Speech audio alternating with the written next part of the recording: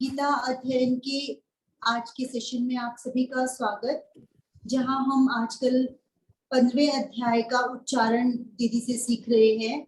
15वां अध्याय जो कि कार्तिक मास में हर रोज पढ़ा जाना चाहिए। कार्तिक मास में पढ़ने का क्या महत्व है ये तो दीदी हमें समझाएंगे। और अश्वत्थ वृक्ष की बात हो रही है, वो वृक्ष जो कि गुलशन जी प्लीज म्यूट कर ले। वो वृक्ष जो कि उल्टा कहा गया है, यानी कि जिसकी जड़ें ऊपर की ओर है और शाखाएं नीचे की ओर फैली हुई है। तो जड़ें ऊपर की ओर अर्थात ब्रह्मा जी को उनका मूल माना गया है और सारा विश्व उनका प्रसार है। वेदों को उसके पत्ते कहा गया है। वेदों को जान लेने के बाद हमें इससे विरक्त होने में, जब हम किसी चीज को जान जाते हैं तो उसको समझने के बाद हमें उससे विरक्त होना आसान हो जाता है। आज बारी है इसी अध्याय के तीसरे श्लोक की। दीदी से निवेदन कि तीसरे श्लोक की शुरुआत करें। दीदी को प्रणाम। गुरु ब्रह्मा गुरु विष्णु गुरुदेवो महेश्वर गुरु साक्षात् परब्रह्म तस्मै श्री गुरुवे नमः। तस्मै श्री गुरुवे नमः। बोल मेरे श्री सतगुरुदेव महाराज की जय। बोल सच्चिदानंद भगवान की जय। सभी गीता प्रेमियों को मेरा प्रणाम। जो कार्तिक मास का कहा, कार्तिक मास में मुझे उस राक्षस का नाम नहीं याद कि ये सभी वेदों को जल में ले गया था। वो इस टाइम मुझे उसका नाम नहीं याद, जिस वजह से कार्तिक मास में भगवान विष्णु की ही पूजा की जाती है। और मेन बात यह है, जैसे हम कहते हैं कि जल में स्नान करने से हम पवित्र होते हैं, कार्तिक मास में ये सभी वेद जो ग्रंथ जितने हैं वो जल में माने जाते हैं। और ये कार्तिक मास को पुरुषोत्तम, यहाँ पर इस चैप्टर का नाम जो है पुरुषोत्तम योग है। पुरुषोत्तम का मतलब है पुरुषों में उत्तम। पुरुष 3 कहे गए हैं, एक क्षर, एक अक्षर और एक पुरुषोत्तम। क्षर जो है संसार की सभी वस्तुएं नाशवान है, उन्हें क्षर कहा गया है। अक्षर उसको कूटस्थ भी कहते हैं, आत्मा को, परमात्मा का अंश हमारे अंदर है, उसे अक्षर कहा गया है। और पुरुषोत्तम परमात्मा इन दोनों से ऊपर है, जो सारे संसार का भरण पोषण करते हैं। इसलिए इस चैप्टर को पुरुषोत्तम योग कहा गया। ये कार्तिक के महीने में रोज रूटीन में हम भगवान विष्णु को याद करते हुए, उस सुप्रीम पावर को याद करते हुए हम इस चैप्टर का डेली उच्चारण करते हैं। और आज वैसे भी पूर्णिमा है, कल से हमारा जो कार्तिक मास है वो स्टार्ट है। इसमें पहले 5 श्लोकों में संसार रूपी वृक्ष का वर्णन किया गया है, जिसे अश्वत्थ वृक्ष कहा गया है, जिसका मूल परमात्मा है और अधः शाखा, जिसकी नीचे की शाखा ब्रह्मा जी है, मोटा तना। और तीसरा कहा है ये संसार रूपी वृक्ष, इसको अश्वत्थ वृक्ष कहा गया है। और जैसे मैंने कहा था कि फैमिली ट्री हमारे घर में जहां पर जल लगा हुआ होता है, पहले बच्चे, फिर उनके पेरेंट्स, फिर उनके दादा दादी, फिर अगली पीढ़ी, फिर उससे अगली पीढ़ी। इसलिए उसके मूल में क्या है? परमात्मा है। इसलिए कहा गया है कि जड़ें ऊपर हैं। या दूसरे नंबर पर हम अपने इस शरीर को भी ले लेते हैं कि हमारे इस हेड से सारी नसें जुड़ी हुई हैं और सब कुछ नीचे की तरफ है, उनका कनेक्शन हमारे सिर्फ यहीं पर है। इसे ब्रह्मरंध्र भी बोलते हैं। हम ऊपर जब पहुंचते हैं हम कहते हैं कि ब्रह्मरंध्र से जिसके प्राण निकले वो बहुत अच्छा समझा जाता है। तो मैं पहले श्लोक में परमात्मा का और ब्रह्मा जी का अश्वत्थ वृक्ष, और इसे अविनाशी कहा, वेद इसके पत्ते कहे। और फिर दूसरे श्लोक में मैं बार बार रिपीट इसलिए कर रही हूँ, इस चैप्टर का सारांश हमारे दिमाग में आ जाए कि चैप्टर खत्म होने के बाद हर कोई ये बोल सके कि इस चैप्टर में से ये कुछ मेरे को याद रहा। और दूसरा कहा है, इस संसार रूपी वृक्ष की गुणों से फैलने वाली विषय रूपी, कुंपले रूपी शाखाएं ऊपर और नीचे सभी लोकों में व्याप्त हो रही है। और मनुष्य लोक में कर्मों के अनुसार बांधने वाले मूल ऊपर और नीचे सभी लोकों में फैले हुए हैं।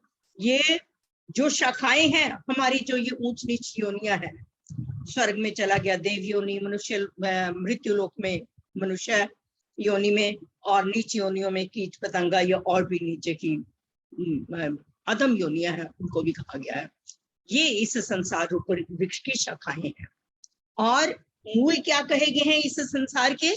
कर्मों के अनुसार बांधने वाले, कि जिस तरह के हम कर्म करेंगे, सात्विक विचार वाला है तो उसको उस हिसाब से जन्म मिलेगा, राजसी विचार वाला है उसके मुताबिक योनि प्राप्त होगी, और तामसी विचार वाला है उसके मुताबिक उसको योनि प्राप्त होगी। अंत समय में हम जैसा हमारे भाव बनते हैं वैसी हमें योनि मिलती है। और तदात्म्य, ममता और कामना वाली जो जड़ें हैं ये पूरी तरह से फैली हुई हैं। और हम आज जो हमने तीसरा श्लोक पढ़ना है कि हम इस संसार रूपी वृक्ष की जड़ों को कैसे काटें, अपनी तादात्म्य, ममता और कामना को कैसे खत्म करें, ये बताया गया है। ये श्लोक है, न रूपमस्येह, ये वर्ड है न रूपम प्लस अस्य प्लस इह। अस्य का मतलब इस संसार रूपी वृक्ष का, इह यहाँ, न रूपमस्येह तथोपलभ्यते, तथा प्लस उपलभ्यते, तथोपलभ्यते, न रूपमस्येह तथोपलभ्यते, नान्तो न चादिर, यहाँ पर चादिर, दी के बाद र की आवाज आनी है, और अगले न को न च संप्रतिष्ठा, लय बनाने के लिए न को च के ही साथ जोड़ेंगे। है तो अलग ही वर्ड है, लेकिन लय को बनाने के लिए। न रूपमस्येह तथोपलभ्यते, नान्तो न चादिर न च संप्रतिष्ठा। अश्वत्थमेनम, अश्वत्थम प्लस एनम, एनम इस संसार रूपी वृक्ष को, संसार रूपी वृक्ष की। अश्वत्थमेनम सुविरूढ़ मूल मसंग शस्त्रेण दृढ़ेन छित्त्वा। सुविरूढ़ मूल, हमारे पास यहाँ पर क्या है? सुविरूढ़ मूल, ल तक हमारा थर्ड पार्ट है, ल तक थर्ड पार्ट है। अश्वत्थमेनम सुविरूढ़ मूल मसंग शस्त्रेण दृढ़ेन छित्त्वा। जब मैं बोलती हूँ सभी का म्यूट किया हुआ होता है, और आप सब उसके साथ उच्चारण करें, आपको पता चलेगा कि कहाँ पर आपकी दिक्कत आ रही है आपको। न रूपमस्येह तथोपलभ्यते, नान्तो न चादिर न च संप्रतिष्ठा।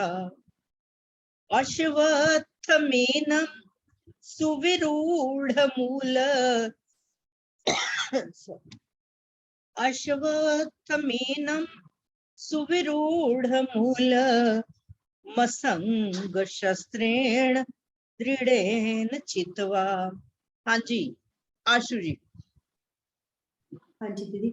न रूपमस्येह तथोपलभ्यते, नान्तो न चादिर्न च संप्रतिष्ठा। अश्वत्थमेनं सुविरूढ़ मूल मसंग शस्त्रेण दृढ़ेन छित्त्वा। हाँ जी, पहले मैं एक बार इसके मीनिंग एक्सप्लेन कर लूं। न रूपमस्येह, अस्य इस संसार रूपी वृक्ष का, रूपम जैसा रूप देखने में आता है।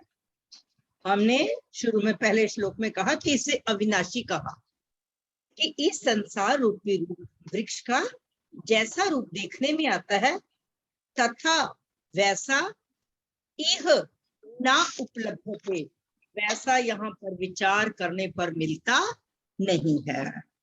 अब देखने में आता है, हमने कहा इसको अविनाशी है, लेकिन जब हम पूरी तरह से वेदों को पढ़ते हैं तो कहा गया है कि ये संसार रूपी वृक्ष जो है नाशवान है, यहाँ की हर चीज जो है वो नाशवान है। तभी कहा है कि यहाँ पर वैसा देखने में मिलता नहीं है। विचार करने पर, विचार करने का मतलब ज्ञान प्राप्त करने पर, जब हम वेदों को पूरी तरह से पढ़ते हैं, किसी के सानिध्य में बैठ के कुछ सुनते हैं, तो हमें पता चलता है कि यहाँ की हर चीज एक एक क्षण बदल रही है, रहने वाली नहीं है। इस संसार रूपी वृक्ष का जो रूप देखने में आता है वैसा यहाँ पर विचार करने पर मिलता नहीं। नान्तो न चादिर न च संप्रतिष्ठा, ना अंतो, ना इसका अंत है, ना आदिर, ना इसका आदि है, न च संप्रतिष्ठा, और ना ही इसकी स्थिति है, क्योंकि ये हर पल बदलने वाला है। इसका न आदि है, न अंत है, और ना ही इसकी स्थिति है। आगे कहा है अश्वत्थमेनम, अश्वत्थम एनम, एन इस सुविरूढ़ मूलम, दृढ़ मूलों वाले। हमारी दृढ़ मूल क्या है, हमने पीछे भी पढ़ा था, तादात्म्य, ममता और कामना, ये इसकी पक्की जड़ें हैं जिनको उखाड़ना बड़ा मुश्किल है। और हम ज्ञान रूपी वैराग्य से, आगे आएगा इसी के बीच में, एनम इस सुविरूढ़ मूल, दृढ़ मूलों वाले अश्वत्थम संसार रूपी वृक्ष को दृढ़ेन असंग शस्त्रेण, असंग शस्त्रेण जो है वैराग्य को कहा गया है कि वैराग्य रूपी शस्त्र के द्वारा चितवा, काट कर, मतलब कि हम मोक्ष को कैसे पा सकते हैं, इस दृढ़ मूलों वाले संसार रूपी अश्वत्थ वृक्ष को वैराग्य रूपी शस्त्र के द्वारा काट कर हम उस परमात्मा की खोज कर सकते हैं। एक बार फिर बोलती हूँ कि इस संसार रूपी वृक्ष का जैसा रूप यहाँ देखने में मिलता है वास्तव में वैसा नहीं है, और इसका न आदि है, न अंत है, न इसकी स्थिति है, क्योंकि ये हर पल बदलने वाला है। यहाँ की हर चीज इस संसार रूपी, इस दृढ़ मूलम, दृढ़ मूलों वाले संसार रूपी वृक्ष को वैराग्य रूपी शस्त्र के द्वारा काटकर हम उस, आगे वो नेक्स्ट अगले श्लोक में आएगा, बस यहाँ पर सिर्फ काट कर यहाँ तक है, उस परमात्मा की खोज कर सकते हैं। कहा गया है कि शास्त्रों में लोग इसको अविनाशी कहते हैं, पहले श्लोक में इसको अविनाशी कहा। जैसा शास्त्रों में वर्णन आता है कि कामना को रखकर जो लोग स्वर्ग की कामना करते हैं, ब्रह्म लोक की कामना करते हैं, विषय भोगों, ये सारे जितने लोग हैं ये भोग योनियां हैं, इनमें नया कर्म नहीं किया जाता, नया कर्म केवल मनुष्य योनि में ही है। और इन लोगों के सुख, रमणीयता और इन चीजों को देखते हुए वो चाहते हैं कि हम वो कर्म करें जिससे हमें स्वर्ग प्राप्त हो। हम कह देते हैं बड़ा अच्छा था, स्वर्ग में चला गया, लेकिन स्वर्ग से भी ऊपर तो परमात्मा को जो प्राप्त होता है उसको कहा गया है, क्योंकि स्वर्ग में जाने पर भी जब हमारे पुण्य खत्म हो जाते हैं हमें दोबारा मृत्यु लोक में आना पड़ता है। और जब तक तादात्म्य, ममता और कामना का संबंध है तब तक भगवान कहते हैं कि इस विवेकवती बुद्धि से इस संसार से अपना संबंध विच्छेद अगर हम कर ले तो तब हमें पता चलता है कि ये संसार अश्वत्थ संसार रूपी वृक्ष जैसा कहा गया है वैसा नहीं है, यहाँ की हर चीज जो है वो नाशवान है। ये कहाँ से आरंभ होता है, कहाँ इसका अंत है, हमें इसके बारे में कुछ भी पता नहीं है। हम किसी प्रदर्शनी में अगर हम जाते हैं तो हम कॉन्टिन्यूअसली देख रहे हैं, इस तरह से दोबारा देखने को मन करता है, उसी चीज में बार बार गोल घूमते रहते हैं। ऐसे ही कहा गया है कि उस प्रदर्शनी का आदि और अंत है तो सही, लेकिन हमें देखने में नहीं लगता वहां पर घूमते हुए, फिर दोबारा हमारी आंखें कहती हैं कि तू दोबारा देखें। इस तरह से ही संसार से संबंध विच्छेद मानकर भोगों की तरफ जब इंसान खींचता चला जाता है तो उस संसार में कोल्हू के बैल की तरह ही घूमता रहता है, वो इस संसार से संबंध विच्छेद कर नहीं पाता। और कहा है कि हमारे पास जो इंद्रियां, मन और बुद्धि है, ये संसार के ही अंश है। इन इंद्रियां, मन और बुद्धि से, क्योंकि ये तो हर चीज नाशवान है, ये रहने वाली नहीं है, हम सोचें परमात्मा की प्राप्ति कर लें, इनसे परमात्मा की प्राप्ति नहीं हो सकती। परमात्मा की प्राप्ति तो होती है इन इंद्रियों के द्वारा, संसार से संबंध विच्छेद करेंगे तो तब परमात्मा की प्राप्ति। हमारे अंदर से कामना, ममता, आसक्ति, ये चीजें खत्म होंगी तो तब उस परमात्मा की खोज होगी। एक मिट्टी का घड़ा जो है वो पृथ्वी को अपने अंदर नहीं ला सकता। इसी तरह से कहा गया है कि हम इस संसार से पूरी तरह से अगर संबंध विच्छेद कर ले तो तब हम उस परमात्मा को पूरी तरह से अनुभव कर सकते हैं। और फिर कहा है कि इस संसार का हमें आदि, मध्य और अंत का पता लगाने की भी जरूरत नहीं है। वो क्यों नहीं जरूरत है? हम तो केवल संसार से अगर संबंध विच्छेद कर ले, संबंध विच्छेद करने का मतलब है कि हम कामना, ममता, आसक्ति से ऊपर उठ के जिए, अहंकार से रहित हो जाएं। बार बार रिपीट होता है यह तकरीबन श्लोकों में यही चीज। और हमारे चित्त पर यह संस्कार पूरी तरह से जम जाने चाहिए।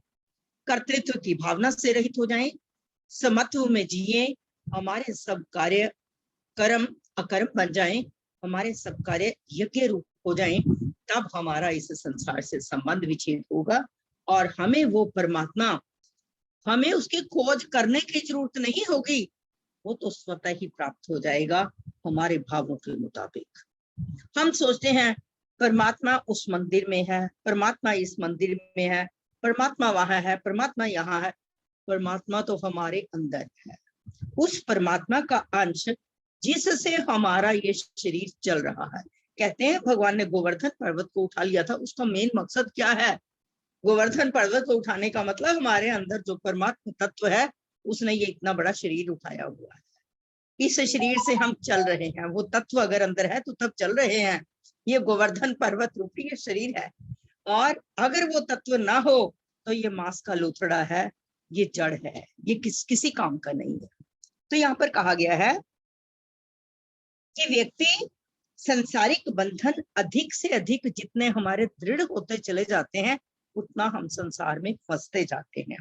और कभी इंसान सोचता है धन के कारण मुझे सुख मिल जाएगा, धन को प्राप्त करने से, और धन से विषय भोग तो आप ले लोगे, और धन कुछ जो उसने स्टार्ट किया उसके अकॉर्डिंग उसका हो गया पूरा तो उसका लोभ और बढ़ गया। अगर एक बिजनेस है तो 2 होंगे, 2 है तो 4 कर लेगा, फिर वो उन्हीं में फंसा रह जाएगा। और फिर ये सोचेगा कि मैं किस प्रकार से धन अर्जित कर लूं, बैठे बैठे ही पीढ़ियां मेरी खाती है। लेकिन हम बच्चों को इस लायक बनाएं वो अपना जीवन यापन करना स्वयं सीखें। अगर आप उनको कमा के दे दोगे वो कैसे सीखेंगे? हम उन बच्चों को इस लायक बनाएं कि वो अपने पैरों पर खड़ा होना सीखें। फिर इंसान क्या करता है, कभी चोरी से, कभी छल कपट से, कभी ठगी से धन अर्जित करने की कोशिश करता है। लेकिन धन से सभी विषय भोग जितने मर्जी आप भोग लो, पर धन से शांति खरीदी नहीं जाती, धन से हमें शांति नहीं प्राप्त होती। तो जितना इस संसार में हम फंसते जाएंगे उतना ज्यादा उस परमात्मा से विमुख होते जाएंगे। लेकिन ये कहा गया है इस दृढ़ मूलों वाले जो संसार रूपी वृक्ष की जो जड़ें हैं, तादात्म्य, ममता और कामना वाली, इनको वैराग्य रूपी शस्त्र से काटकर हम उस परमात्मा की खोज करें, इतने ज्ञान की प्राप्ति करें कि हमें हमारी ये कामना, ममता, आसक्ति स्वतः ही छूट जाए। ये संसार हमें राग के कारण दिखता है। जिस वस्तु में राग होता है उस वस्तु की सत्ता और महत्ता हमें दिखती है। और अगर ना राग हो, अगर किसी व्यक्ति से राग नहीं है, इंसान पास से भी चल रहा है ना, कोई मतलब नहीं। जिससे राग है उसको इंसान दूर से देख के सोचेगा मैं अभी बात करूं उससे, मेरा बात करने का मन कर। कि राग जो है हमें दुखी करता है। अगर राग ना रहे तो संसार की सत्ता दिखते हुए भी उसकी महत्ता नहीं दिखती। संसार के राग को सर्वथा मिटा देना और अंतःकरण में परमात्मा के सिवाय अन्य किसी से संबंध ना मानना, यही परमात्मा की खोज है। और अगर ये चीज हमारे अंदर आ जाए, हम इस संसार में भी रहें, विषय भोगों को भी भोगें, और इस संसार में संसार से संबंध विच्छेद करते हुए जब हम जिएंगे तो परमात्मा हमें हर चीज में वो ही परमात्मा नजर आएंगे। वासुदेवः सर्वम। सो हमारे आज के श्लोक में है, न रूपमस्येह तथोपलभ्यते नान्तो न चादिर् न च सम्प्रतिष्ठा अश्वत्थमीनं सुविरूढमूल मसंग शस्त्रेण दृढ़ेन चित्वा। इस संसार रूपी वृक्ष का जो रूप देखने में आता है वह यहाँ पर विचार करने पर नहीं मिलता। इसका ना आदि है, ना अंत है, और ना ही इसकी स्थिति है। इसलिए इस दृढ़ मूलों वाले संसार रूपी वृक्ष को वैराग्य के शस्त्र से काटकर हम उस परमात्मा को प्राप्त कर सकते हैं। आशुष जी 2-4 से बुलवाओ, किसी ने कुछ पूछना हो बीच में से तो बोलिए।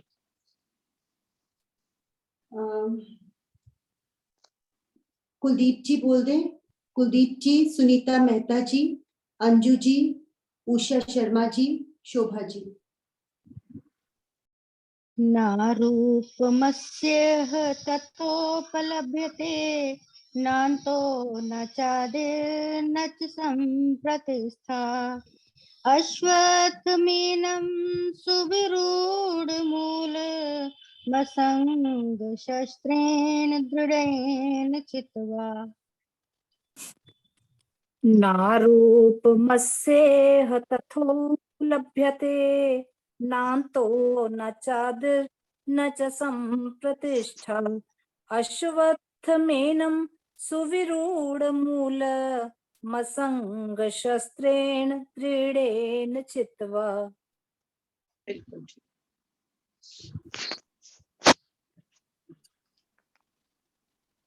नेक्स्ट अंजू जी। नारूपमस्येह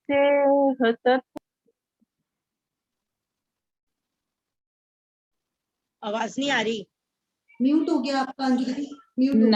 नारूपमस्येह तथोपलभ्यते नान्तो न चादिर्न च सम्प्रतिष्ठा अश्वत्थमेनं सुविरूढमूल मसंग शस्त्रेण दृढ़ेन चित्वा। बहुत अच्छा। शोभा जी और उसके बाद कुसुम हांडा, उषा जी। ठीक है, हाँ जी उषा जी। न रूपमस्येह तथोपलभ्यते नान्तो न चादिर्न च सम्प्रतिष्ठा अश्वत्थमेनं सुविरूढमूल मसंग शस्त्रेण दृढ़ेन चित्वा। न रूपमस्येह तथोपलभ्यते नान्तो न चादिर्न च सम्प्रतिष्ठा अश्वत्थमेनं सुविरूढमूल मसंग शस्त्रेण दृढ़ेन चित्वा। बिल्कुल ठीक है, थैंक यू। न रूपमस्येह तथोपलभ्यते नान्तो न चादिर्न च सम्प्रतिष्ठा अश्वत्थमेनं सुविरूढमूल मसंग शस्त्रेण दृढ़ेन चित्वा। उषा जी, बहुत ही अच्छी आवाज है। Thank you. गुलशन दीदी बोल दे। गुलशन दीदी, सुषमा जी, डॉली जी, मिसेस पुरी। नारूपमस्येह तथोपलभ्यते नान्तो न चादिर्न च सम्प्रतिष्ठा अश्वत्थमेनं सुविरूढमूल मसंग शस्त्रेण दृढ़ेन चित्वा। बहुत अच्छा। न रूपमस्ये तथोपलभ्यते नान्तो न चादिर्न च सम्प्रतिष्ठा अश्वत्थमेनं सुविरूढमूलमसङ्गशस्त्रेण दृढेन छित्त्वा। बहुत अच्छा। नारूपमस्ये तथोपलभ्यते नान्तो न चार्दीर्न च सम्प्रतिष्ठा अश्वत्थमेनं सुविरूढमूलमसङ्गशस्त्रेण दृढेन छित्त्वा। बहुत अच्छा। नारूपमस्ये तथोपलभ्यते नान्तो न चादिर्न च सम्प्रतिष्ठा अश्वत्थमेनं सुविरूढमूलमसङ्गशस्त्रेण दृढेन छित्त्वा। बिल्कुल ठीक।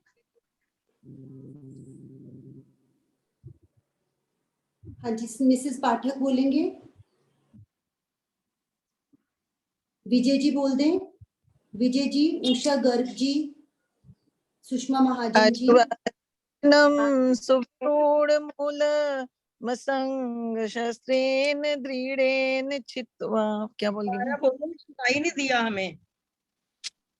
नारूपमस्ये तथोपलभ्यते नान्तो न चादिर्न च सम्प्रतिष्ठा अश्वत्थमेनं सुविरूढमूलमसङ्गशस्त्रेण दृढेन छित्त्वा। विजय जी, जो सेकंड वर्ड है नारूपमस्येह, मस्येह, हाँ मस्येह, बाकी बहुत अच्छा बोला। नेक्स्ट। बहुत दिन हो गया टेस्ट नहीं लिया हुआ। हरिओम जी। हरिओम जी, बोलिए। रूपमस्येह तथोपलभ्यते नान्तो न चादिर्न च सम्प्रतिष्ठा अश्वत्थमेनं सुविरूढमूलमसङ्गशस्त्रेण दृढेन छित्त्वा। हाँ जी, बिल्कुल ठीक। आशु जी मेरे ख्याल समाप्त करेंगे। ठीक है। सर्वे भवन्तु सुखिनः, सर्वे सन्तु निरामयाः, सर्वे भद्राणि पश्यन्तु, मां कश्चित् दुःखभाग् भवेत्, मां कश्चित् दुःखभाग् भवेत्। गौ माता की परम कृपा से सुख समृद्धि का बसेरा, गोधन से दुख दरिद्र भागे, सब ग्रंथों का सार घनेरा। ओ गौ माता की जय। ओम ब्रह्म अर्पणम अस्तु। हरि ओम। आप सभी का बहुत बहुत धन्यवाद और दीदी का शुक्रिया आज के उच्चारण का हमें प्रैक्टिस करवाने के लिए। कल से हम शुरू में पहले 15वां अध्याय पढ़ेंगे एक बार पूरा का पूरा। एक जन कोई भी पढ़ देगा, जैसे कल सुनीता मेहता जी पूरा अध्याय पढ़ेंगे। 30 दिन है हमारे पास और 30 दिन में हर किसी की बारी एक बार तो आ सकती है आराम से, तो सब अपना अपना प्रिपेयर करते रहें। पहले शुरू में 5 या 10 मिनट लगेंगे उससे बोलने में, और उसके बाद दीदी अपना नेक्स्ट श्लोक हमें करवाया करेंगे। सभी से निवेदन कि जितना हो सके प्रैक्टिस करते रहे, और जब भी आपकी टर्न आए तो उससे एक दिन पहले दीदी को फोन करके जरूर सुना लें ताकि उच्चारण हमारा सही रहे जब हम यहाँ पर बोलें। ठीक, ओके। हरिओम।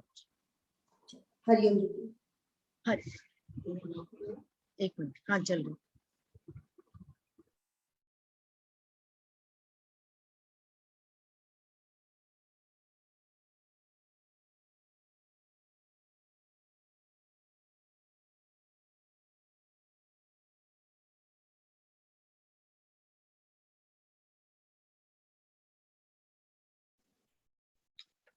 आशु म्यूट हो।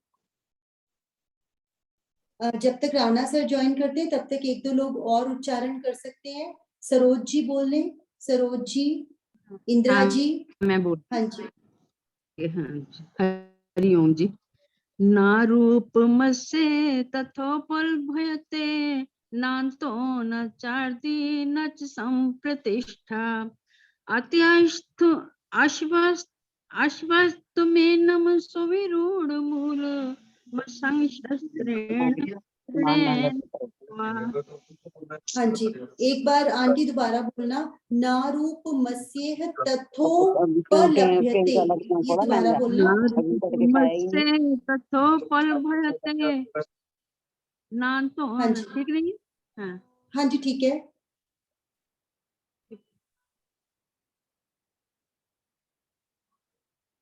बोल दे, एक बार पूरा बोल दे। हाँ, नारूपमस्य तथोपलभ्यते नान्तो न चार्दी न संप्रतिष्ठा अश्वत्थमेनं सुविरूढमूलमसंशस्त्रेण दृढेन छित्त्वा मसंगशस्त्रेण दृढेन छित्त्वा। मसंशस्त्रेण नहीं, दृढेन अलग अलग बोलो ना, पूरा आराम से बोलो। मसंगशस्त्रेण दृढेन छित्त्वा। मसंशस्त्रेण दृढेन छित्त्वा। आंटी इकट्ठा जोड़ो मत ना, मसंग शस्त्रेण आप इकट्ठा बोल रहे हो। मसंग मसंग पूरा बोल दो। मसंग शस्त्रेण दृढेन छित्त्वा। मसंशस्त्रेण दृढेन छित्त्वा। ठीक है, थोड़ा सा और देख लेना जब सब बोलेंगे। इसी के साथ इस चर्चा को यहीं पर विराम देते हैं। कल दोबारा से नेक्स्ट श्लोक के साथ इकट्ठे होंगे और अगले सेशन की ओर बढ़ते हैं। डॉली जी से निवेदन, एक बार ओम की धुन लगवा दें।